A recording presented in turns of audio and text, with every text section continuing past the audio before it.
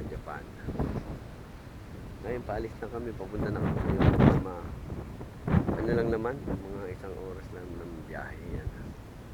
Ngayon mainit, alas 3 sa mag-alas 4 na. Menos 10 para alas 4 na. Kasabay kami, nakangkurahe pa itong bag dahil ginaanan namin. Mainit. Ang hangin ngayon ay medyo malamig, tapos mainit ang ano dito sa Japan. Buwan ng Mayo 22, araw ng Martes. Yan, dito tayo. Tapos dito, yan, yan, yan, ito na. Yan, ang kabila naman dinadaanan namin, ito ang Japan. Ay, wala man lang, akala ko may ano ba yan? Ito ang Chiba, Japan.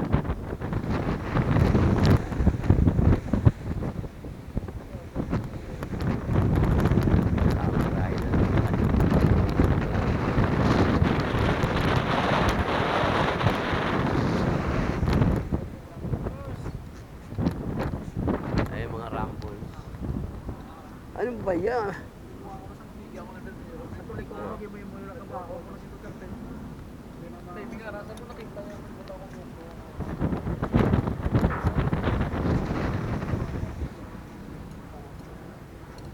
Dapat meron kayong sinashot dyan. Wala sinashot. Ha? Ay, hindi mata.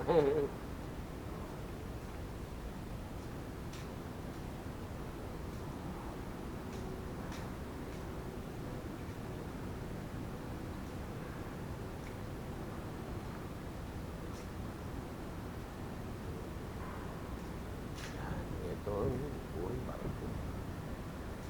Yan.